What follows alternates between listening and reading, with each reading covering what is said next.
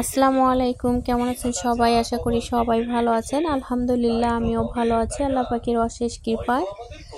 যে যেখান থেকে আমার এই ভিডিওটি দেখছেন সবাইকে আন্তরিক মোবারকবাদ। যদি আমার এই ভিডিওটি ভালো লেগে থাকে প্লিজ চ্যানেলটি সাবস্ক্রাইব করবেন, আর অলরেডি যারা করেছেন তাদেরকে অসংখ্য ধন্যবাদ।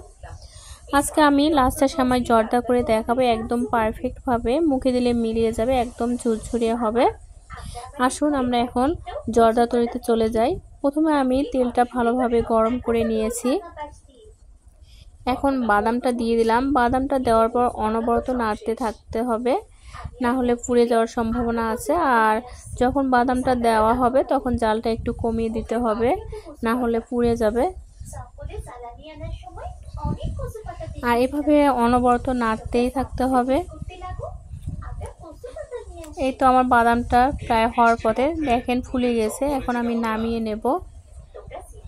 বাদামটা ভাজার পর দেখেন সুন্দর একটা কালার এসেছে। এখন আমি দুটা এখানে ছোট এলাচ দিয়ে দিলাম আর সামান্য কিছু দারচিনি। আর এই তেলেই যথেষ্ট জর্দাটা করার জন্য। এখানে পর্যাপ্ত তেল আছে কিন্তু ক্যামেরায় বোঝানো যাচ্ছে না।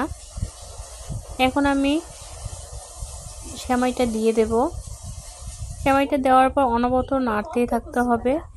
আর চিনির পরিমাণটা আপনারা যেরকম মিষ্টি খান ঠিক ওরকমই দেবেন। এখানে চিনির কোনো পরিমাণ হবে না, আপনাদের খাওয়ার উপরে নির্ভর করবে আপনারা কতটুকু মিষ্টি খেতে পছন্দ করেন। আর সেমাইটা দেওয়ার পর অনবরত নাড়তেই থাকতে হবে।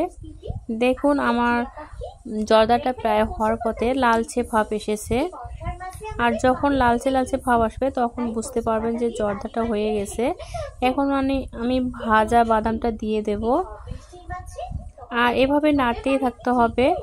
যখন আমি এটা নামিয়ে নেব তখন আমি নাড়তেই থাকবো, না হলে কিন্তু জর্দাটা দলা বেঁধে যাবে।